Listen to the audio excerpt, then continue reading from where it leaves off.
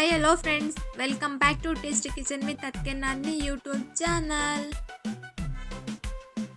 ಏನು ಸ್ಪೆಷಲ್ ಅದಕ್ಕೆ ಇವತ್ತು? ನಾನಿವತ್ತು ಬೀಟ್ರೂಟ್ ಪಲ್ಯ ಮಾಡ್ತಾ ಇದ್ದೀನಿ. ಹೇಗೆ ಮಾಡೋದು, ಏನೇನು ಬೇಕು ಅಂತ ನೋಡೋಣ ಬಾ. ಓಕೆ, ಅದಕ್ಕೆ ಸ್ಟಾರ್ಟ್ ಮಾಡಿ. ಕಾಯಿ ತುರಿ ತೊಗೊಂಡಿದ್ದೀನಿ, ಕಡಲೆಬೇಳೆ, ಸಣ್ಣದಾಗಿ ಹೆಚ್ಚಿರೋಂಥ 2 ಈರುಳ್ಳಿ ತೊಗೊಂಡಿದ್ದೀನಿ, ಕೊತ್ತಂಬರಿ, ಉಪ್ಪು, ಸಾಸಿವೆ, ಹಸಿಮೆಣ್ಸಿನ್ಕಾಯಿ ಬಂದ್ಬಿಟ್ಟು ಒಂದು 4 ಸಣ್ಣ ಉದ್ದಕ್ಕೆ ಹೆಚ್ಚಿಟ್ಕೊಂಡಿದ್ದೀನಿ, ಎಣ್ಣೆ, ಕರಿಬೇವು ಸೊಪ್ಪು ಮತ್ತು ತುರಿದಿಟ್ಕೊಂಡಿರೋಂಥ ಬೀಟ್ರೂಟು.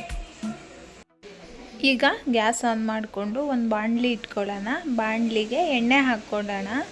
ಎಣ್ಣೆ ಕಾದ್ಮೇಲೆ ನಾನು ಇದಕ್ಕೇ ಸಾಸಿವೆ, ಕಡಲೆಬೇಳೆ ಹಾಕ್ಕೊಂಡು ಫ್ರೈ ಮಾಡ್ಕೊತೀನಿ.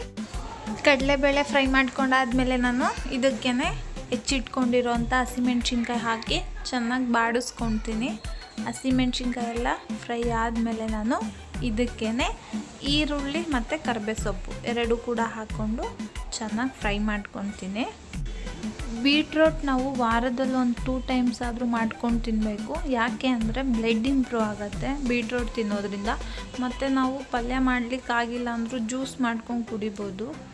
ಈಗ ಈರುಳ್ಳಿ ಎಲ್ಲ ಕೆಂಪಾದಮೇಲೆ ನಾನು ಇದಕ್ಕೆ ಸ್ವಲ್ಪ ಉಪ್ಪು ಹಾಕ್ಕೊತೀನಿ. ದೋಸೆ ಚಪಾತಿಗೆ ಈ ಥರ ತುರಿದು ಮಾಡಿಕೊಂಡ್ರೆ ಪಲ್ಯ ಚೆನ್ನಾಗಿರುತ್ತೆ.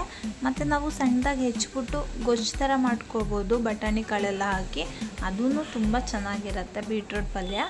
ಈಗ ಈರುಳ್ಳಿ ಫ್ರೈ ಆದಮೇಲೆ ನಾನು ತುರಿದಿಟ್ಕೊಂಡಿದ್ನಲ್ಲ ಆ ಬೀಟ್ರೂಟ್ನೆಲ್ಲ ಹಾಕ್ಕೊತೀನಿ. ಬೀಟ್ರೂಟ್ ಹಾಕ್ಕೊಂಡಾದಮೇಲೆ ನಾನು ಚೆನ್ನಾಗಿ ಒಂದು ಸಲ ಮಿಕ್ಸ್ ಮಾಡ್ಕೊತೀನಿ. ಮಿಕ್ಸ್ ಮಾಡ್ಕೊಂಡಾದಮೇಲೆ ನಾನು ಗ್ಯಾಸ್ನ ಸಣ್ಣ ಉರಿ ಮಾಡಿಬಿಟ್ಟು ಒಂದು ಪ್ಲೇಟ್ನ ಕ್ಲೋಸ್ ಮಾಡ್ಕೊತೀನಿ. ಬೀಟ್ರೂಟ್ ಕೂಡ ಸ್ವಲ್ಪ ನೀರು ಬಿಟ್ಕೊಳ್ಳುತ್ತೆ, ಹಾಗಾಗಿ ನಾವು ಅದೇ ನೀರಲ್ಲಿ ಮತ್ತು ಒಗ್ಗರಣೆಯಲ್ಲಿ ಬೇಯಬೇಕು. ಆ ರೀತಿ ಸಣ್ಣ ಉರಿ ಮಾಡಿ 1-2 ನಿಮಿಷಕ್ಕೊಂದು ಸಲ ಚೆನ್ನಾಗಿ ತಿರುಗಿಸ್ಕೊಳ್ತಾ ಇರೋಣ.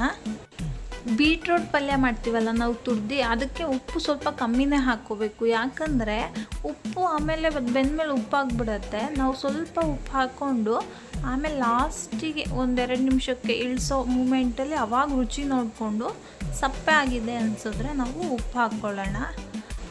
ಆಗಾಗ ನಾವು ಪ್ಲೇಟ್ ತೆಗೆದ್ಬಿಟ್ಟು ತಿರ್ಸ್ಕೊತಾನೆ ಇರಬೇಕು, ಇಲ್ಲಾಂದರೆ ಕೆಳಗೆಲ್ಲ ಸೀದೋಗ್ಬಿಡುತ್ತೆ. ಈಗ ನಾನು ಅರ್ಧ ಬೆಂದಿದೆ ಪಲ್ಯ. ಈಗ ನಾನು ತುರಿದಿಟ್ಕೊಂಡಿದ್ನಲ್ಲ ಕಾಯಿ ತುರಿ ಮತ್ತು ಕೊತ್ತಂಬರಿ 2 ಕೂಡ ಈ ಟೈಮಲ್ಲಿ ಹಾಕ್ಕೊಂಡು ಮತ್ತೆ ನಾನು ಒಂದು 5 ನಿಮಿಷದ ಕಾಲ ಬೇಯಲಿಕ್ಕೆ ಬಿಟ್ಕೊತೀನಿ. ಈಗ ಒಂದು ಸಲ ಚೆನ್ನಾಗಿ ಮಿಕ್ಸ್ ಮಾಡಿಕೊಂಡು ನಾನು ಈ ಟೈಮಲ್ಲಿ ಉಪ್ಪು ನೋಡ್ಕೊತೀನಿ, ಮತ್ತು ರುಚಿ ಕರೆಕ್ಟ್ ಇದೆಯಾ ಇಲ್ವಾ ಅಂತ ನೋಡಿಕೊಂಡು ಸಪ್ಪೆ ಆಗಿದ್ದರೆ ಉಪ್ಪು ಹಾಕ್ಕೊಳ್ಳೋಣ. ಈಗ ನನಗೇನು ಸಪ್ಪೆ ಇಲ್ಲ, ಕರೆಕ್ಟ್ ಇದೆ.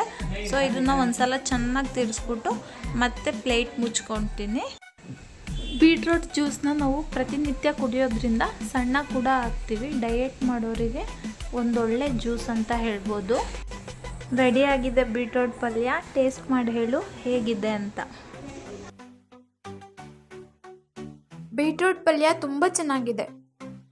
ಕಡಿಮೆ ಸಮಯದಲ್ಲಿ ಒಂದು ಹೆಲ್ತಿ ಬೀಟ್ರೂಟ್ ಪಲ್ಯ ಮಾಡ್ಕೋಬೋದು.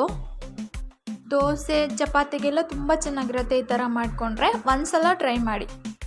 ಇದೇ ಥರ ಮೋರ್ ವಿಡಿಯೋಸ್ಗಾಗಿ ನೋಡಿ ಟೇಸ್ಟಿ ಕಿಚನ್ ವಿತ್ ಅದ್ಕೆ ನಾನಿ. ಇನ್ನೂ ನಮ್ಮ ಚಾನಲ್ನ ಸಬ್ಸ್ಕ್ರೈಬ್ ಮಾಡ್ಕೊಂಡಿಲ್ಲ ಅಂದರೆ ಸಬ್ಸ್ಕ್ರೈಬ್ ಮಾಡಿ, ಲೈಕ್ ಮಾಡಿ, ಶೇರ್ ಮಾಡಿ, ಕಮೆಂಟ್ ಮಾಡಿ ಮತ್ತು ಪಕ್ಕದಲ್ಲಿರೋ ಬೆಲ್ ಐಕನ್ನ ಕ್ಲಿಕ್ ಮಾಡಿ. Thank you.